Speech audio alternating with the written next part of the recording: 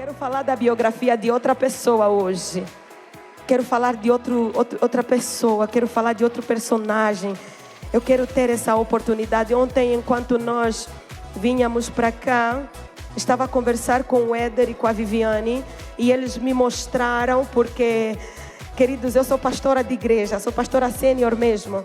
Eu não sou pastora da internet, eu sou pastora de igreja. A internet só veio no caminho, me encontrou no meio do trabalho. E todas as vezes que nós, como pastores, vamos para alguma casa, nós reparamos os detalhes, porque tudo fala conosco. É muito bom, às vezes, sair de casa e observar, sentar e aprender. E então eu perguntei para o Éder e a Viviane, o que é isso? E eles disseram, são os trocadores de ar. Eu disse, mas como assim? Ar-condicionado? O Éder disse, não, pastora, não é ar-condicionado. Isso é mesmo trocador de ar. Nunca na minha vida tinha ouvido isso. E eu disse, tá, mas como é que funciona? E ele disse assim, olha, tem que manter as portas abertas e eles expulsam o ar que está para substituir por um ar frio. Eles expulsam o ar quente e então promovem o ar frio. Enquanto ele ia falando, eu já viajei, eu já mergulhei, já comecei a receber. Sabe uma coisa que eu entendi? Essa conferência é como um trocador de ar.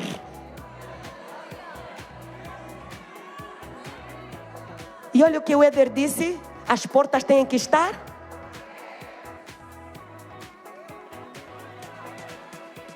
O coração tem que estar aberto para que o Senhor troque de ar.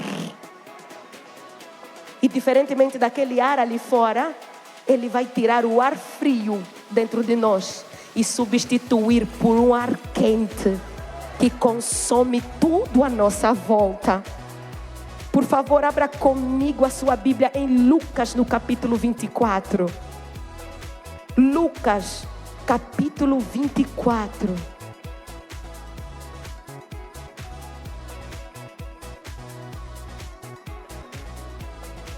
Enquanto você vai achando, ontem enquanto ouvi a história, o testemunho de esterilidade, meu Deus do céu, voltei lá atrás, como foi importante. 30 horas de parto, meu Deus, de trabalho de parto. Quando as contrações vêm, você descobre quanta fúria Deus sentiu quando nós erramos o alvo. Mas é tão poderoso, porque eu também era estéril e Deus me fez mãe de 3. Lucas, capítulo 24, versículo 13. Naquele mesmo dia, 2 deles estavam de caminho para uma aldeia chamada Emaús, distante de Jerusalém, 60 estádios. Iam conversando a respeito de todas as coisas sucedidas. Aconteceu que, enquanto conversavam e discutiam, o próprio Jesus se aproximou e ia com eles. Os seus olhos, porém, estavam como impedidos de o reconhecer.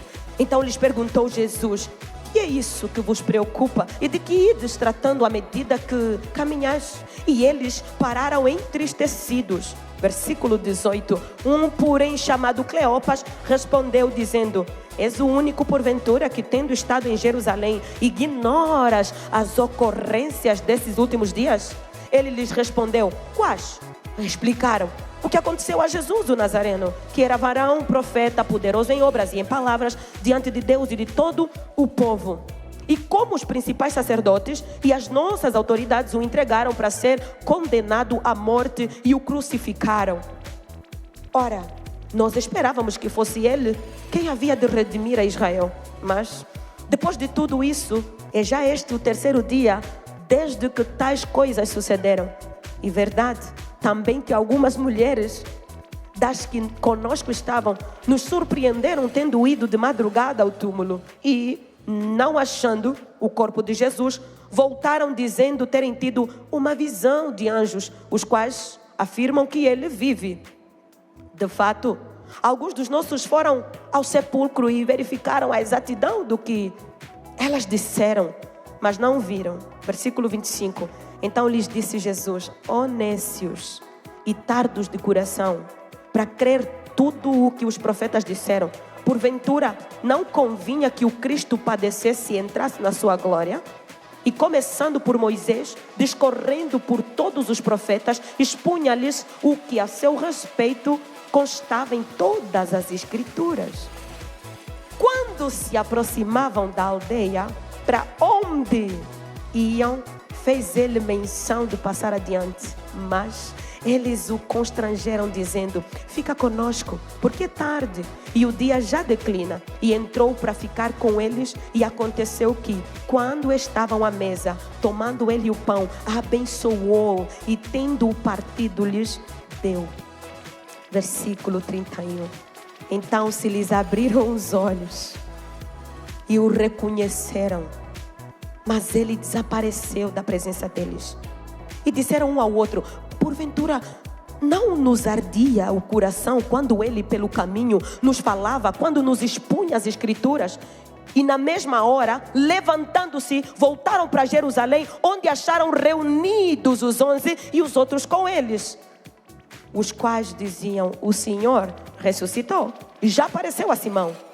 Então os dois contaram o que lhes acontecera no caminho e como fora por eles reconhecido no partir do pão. Senhor, por favor, continue a falar conosco.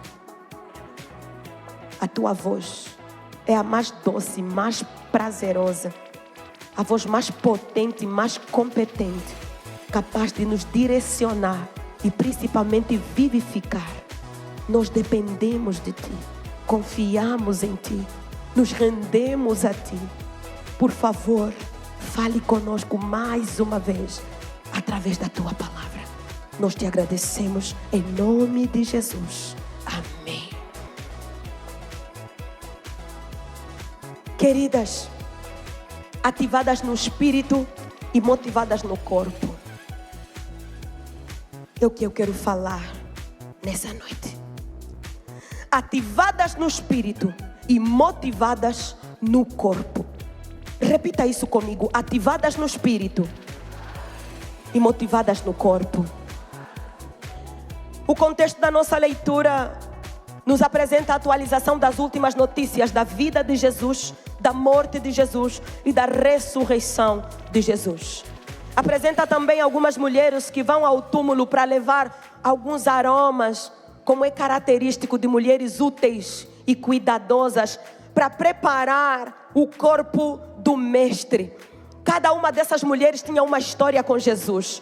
Cada uma dessas mulheres queria honrar Jesus, mesmo na morte. Cada uma dessas mulheres guardava a promessa que Jesus, apesar da morte, ele ia ressuscitar. E a ativação que aconteceu com essas mulheres foi tão forte que elas não queriam decepcionar Jesus agora, que era um dos momentos que ele mais precisava. Afinal, quando nós olhamos para a tumba de Jerusalém, a tumba de Jesus, quando você vai para Jerusalém, é claro, é só uma representação, mas quando você olha para ela, é muito nítido, algo patente, algo está ali. A tumba de Jesus não é interna, ela é externa. Geralmente quando se enterra uma pessoa, o tradicional é para baixo, não de uma maneira exposta. Mas quando você vê que aqui, quando você entra, você não vê para baixo, você não vê um buraco, você vê por cima. É uma tumba externa, porque não aponta para o passado, aponta para um futuro.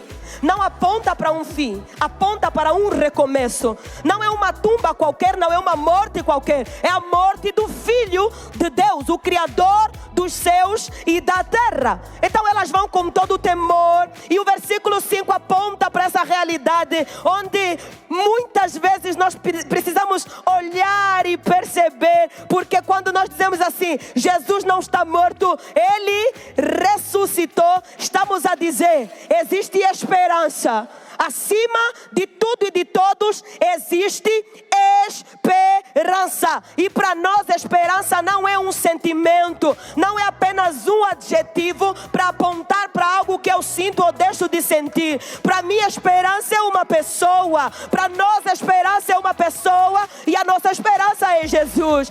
Essa esperança regia, movia a vida dessas mulheres. Do versículo 7 ao versículo 8, as mulheres se lembram de tudo que Jesus falou e elas voltam, não só do túmulo anunciando a Cristo, mas eu imagino aquela sensação de alívio, aquela sensação de confirmação. Tudo o que ele falou é verdade, não estamos enganadas. Não existe uma sensação mais boa do que essa. Que bom que eu estava certa, meu Deus, obrigado.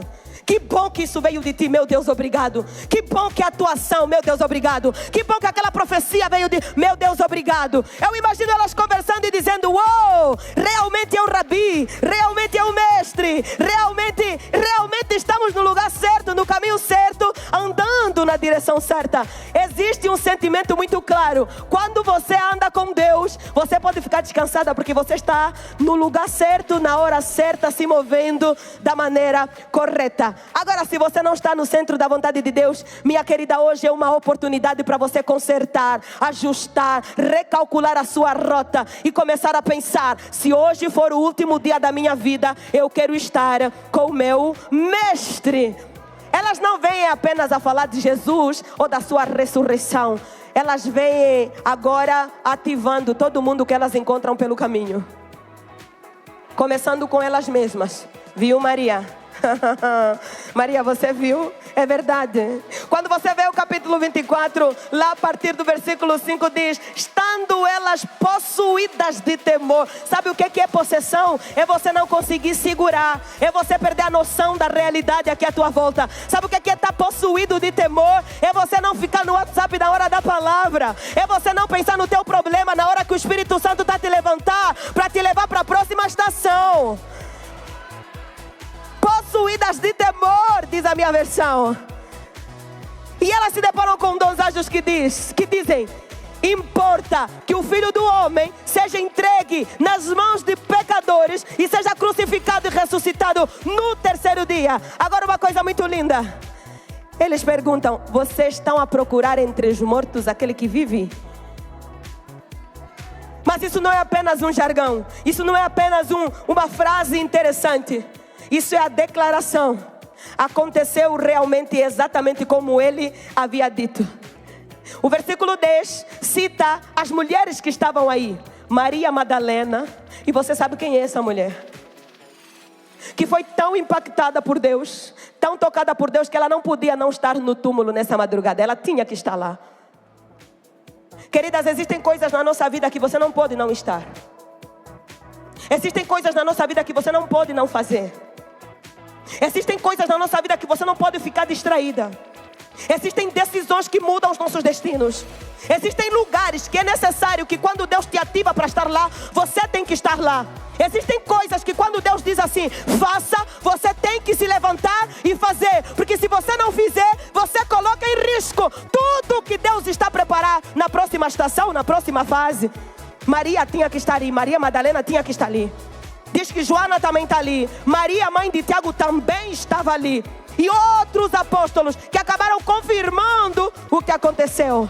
Pedro também estava ali. E é maravilhoso que quando Pedro ouve a notícia das mulheres, ele corre para o túmulo e ele se satisfaz só de encontrar os tecidos ali. Como nós ouvimos nessa tarde, quando o que você tem com Deus é forte o suficiente, você não precisa de alguém para te animar. Você se levanta de manhã, você faz como aquele vídeo que vimos esses dias rodando no Instagram. Bom dia, Deus. Você começa a se mover de todas as direções, porque você quer simplesmente capturar a atenção desse mestre. Pedro encontrou apenas os tecidos de linho, foi suficiente. Diz o versículo 12 que ele saiu do túmulo maravilhado. Apenas isso. Agora você vê que com Tomé foi diferente. Apenas uma evidência não era o suficiente. Ele queria outra coisa. Porque muitas vezes não tem a ver com aquilo que Deus quer fazer, mas tem a ver com o tamanho da nossa incredulidade.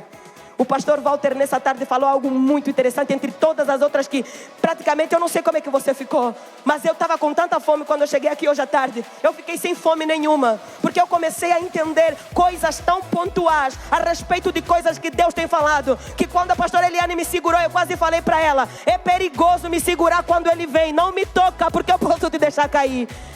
E é tão interessante que quando você está conectado com a promessa liberada, com tudo pronto, existe algo que começa a acontecer. Você não precisa de muito para crer, porque você confia nele.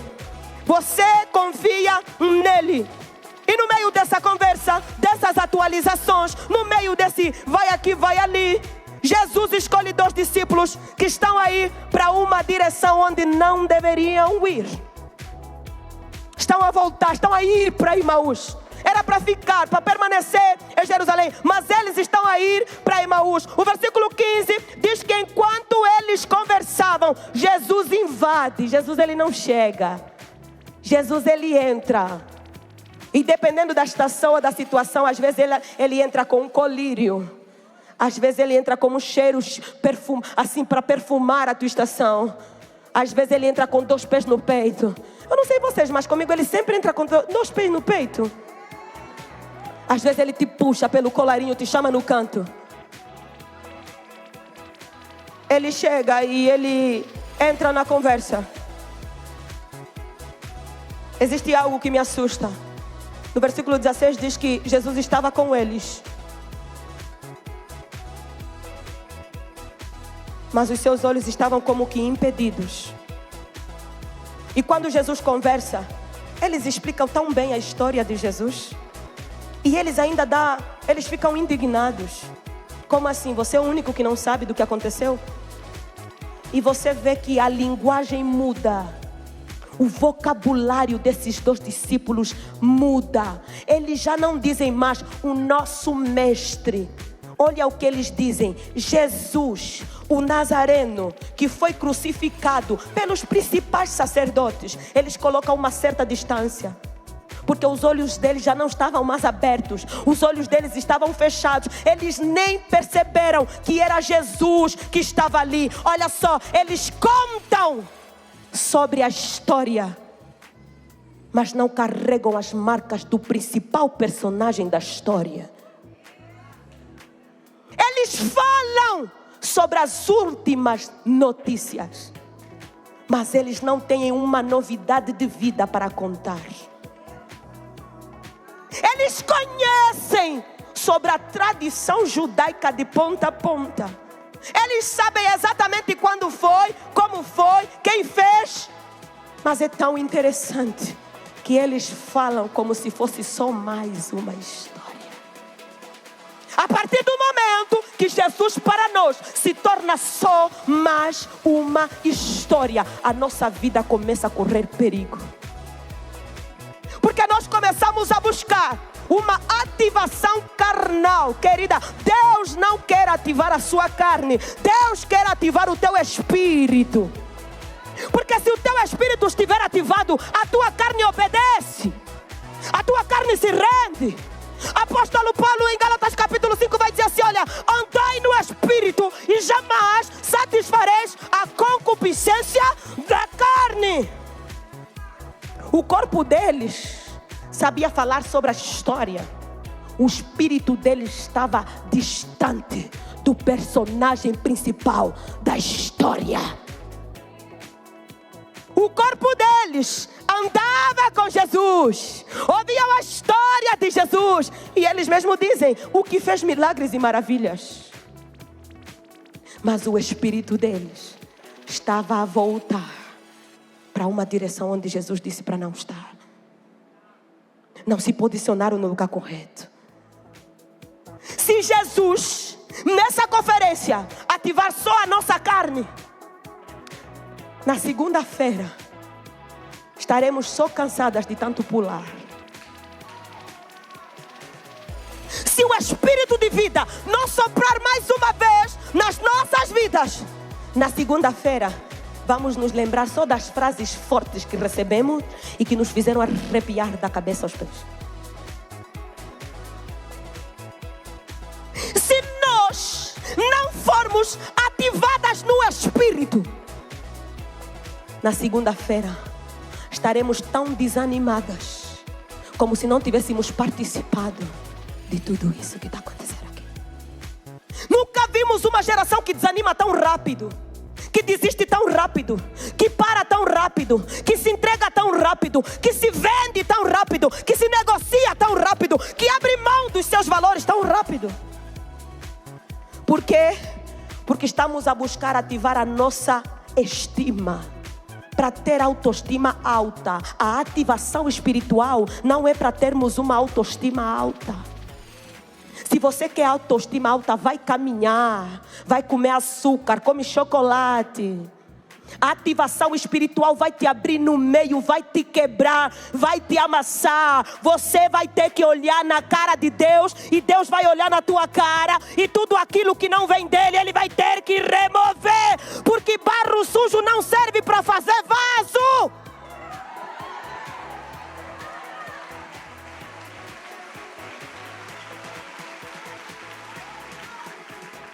Ativadas no Espírito. Ativadas no Espírito. Quando você está ativada no Espírito, é diferente. O Espírito diz não ora. Você diz não, eu não te perguntei nada. A carne diz não ora. Você fala para a tua carne, alguém te perguntou alguma coisa? Está muito tarde, é madrugada, 6 horas. Você vai simplesmente dizer, se enxerga. O Espírito vai dizer, se posicione em obediência. Ainda que for para na contramão de todos, vá. Porque a ativação dói. Eu não sei se você já viu quando os Estados Unidos mandam aqueles negócios para a Lua. Qual é o nome daquilo? Quando mandam aquilo ali para a Lua? Aqueles foguetes para a Lua. Você já viu a quantidade de pressão e de fogo que sai daquilo? Aquilo é ativação. Como é que você quer ativação sem pressão?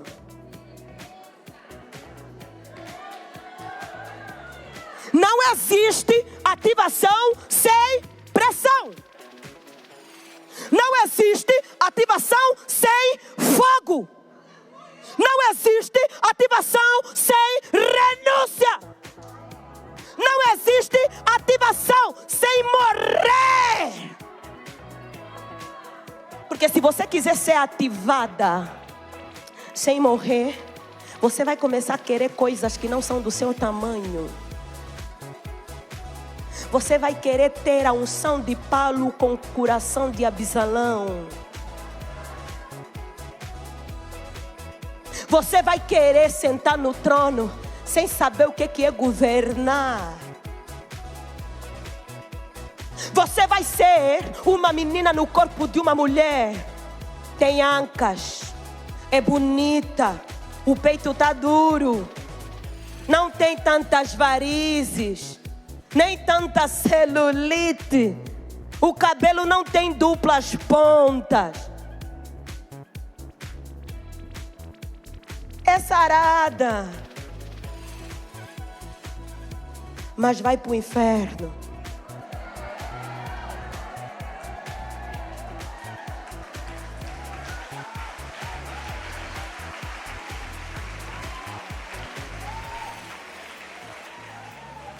Eles estão a andar com Jesus.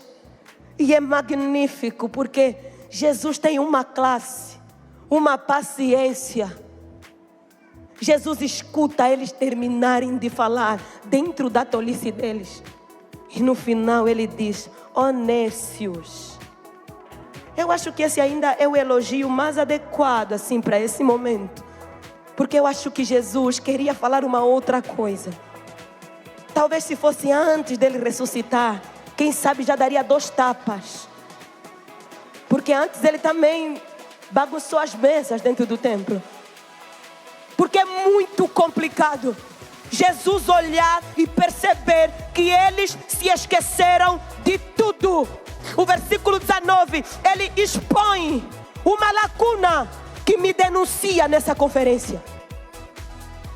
Essa lacuna me denuncia por quê? Porque eles falam de tudo. Eles falam dos sacerdotes, eles falam da situação, eles falam de Israel, eles falam de tudo. Agora, a maneira como eles usam o vocabulário, eu não gosto muito.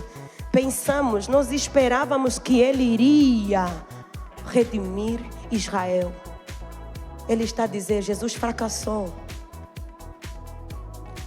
Nós pensávamos, quantas vezes o Senhor nos promete ativação, mas o nosso vocabulário, e se não falamos com a boca, é no nosso pensamento,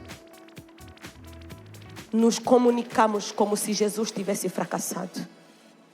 Eu estou aqui nessa noite para te dizer, não subestima o poder dele. porque Ele nunca perdeu uma guerra. Não subestima o poder dEle. Ele é criador, você é criatura. Ele é pai, você é filha, você é filho. Ele é Senhor, você é servo, você é serva. Não subestime a competência do teu Deus, porque Ele não faz nada pela metade. Ele não dá ponto sem nó. Ele é Deus. Algumas mulheres, quando foram lá, mesmo não tendo visto nada, eu imagino elas dizendo assim: o que Ele fez já foi tanto que eu não preciso mais de nenhuma evidência. Só de saber que Ele não está aqui já é suficiente, não quero mais nada. A classe de Jesus é tão linda que existem estações tão desafiadoras que tudo que fazemos é questionar, tudo que fazemos é chorar, tudo que fazemos é perguntar, tudo que fazemos é se fazer de vítima.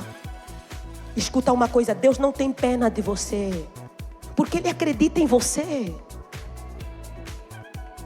Deus, Ele já viu você amanhã, independentemente de como as coisas estão hoje, agora. Então, se tem uma coisa que Ele vai fazer, na hora que a pressão chegar, Ele vai dizer: isso, chora, termina. Já terminou? Agora abre os olhos, porque eu estou abrindo um caminho novo no meio do deserto. Presta atenção, abre os olhos e veja. Não estás a ver? É coisa nova, é coisa grande. Jesus começa a contar de novo. Chama eles de nécios, mas começa a contar a história. E Ele começa a explicar novamente. Eu imagino Jesus recapitulando, só recapitulando. Existem dias que Deus vai recapitular para poder nos explicar algumas coisas. Existem dias que Deus vai ter essa paciência para poder nos ensinar com o amor constrangedor que Ele tem. Mas haverão vezes em que nós teremos que nos lembrar que muitas vezes nós não somos ativadas porque somos indisciplinadas. Nós procrastinamos. Estamos aqui a receber muito. O que vai fazer com que sejamos ativadas é a prática do que estamos a receber. Se não fizeres nada com o que estás a receber, não haverá ativação. Todo mundo que recebe uma palavra, uma promessa, uma revelação, no dia seguinte, se mova por cima dela. Seja tomado por essa revelação. Siga essa revelação. Se mova por ela. Faça alguma coisa. Reaja. Deus está a te provocar nessa conferência. Reaja. E na prática, uma mulher ativada, ela é tão dinâmica que ela tem um projeto de vida. Porque ela sabe, já que foi ativada no Espírito, o seu corpo obedece. Ok, então o que eu vou fazer com as minhas mãos? O que eu vou fazer com os meus olhos? O que eu vou fazer com a minha vida? O que eu vou fazer com o meu dinheiro? A minha formação, minha faculdade, meu mestrado, meu doutorado? O que eu vou fazer com todos os dons e talentos que Deus me deu? Fature para o reino. Não estou a falar de dinheiro, estou a falar de pescar almas. Movimente o seu, mude contextos. Não entre em nenhum lugar sem causar revolução. Você não pode chegar num lugar e ninguém se lembra de você. Ai, pastor, é que eu gosto mais de ficar no meu canto. Eu também. Mas quando Deus me chamou, eu abri mão do direito de ficar no meu canto. Jesus também queria ficar no canto dele. Mas para restaurar o elo entre nós e o Pai, Ele deixou a sua glória. E se queremos ser como Jesus, de vez em quando, por mais tímida que você seja, abrace alguém, fale com alguém. Isso é o quê? O posicionamento correto de uma mulher ativada. Tire do que você é, não do que você tem. Tire do que você é e compartilhe com alguém.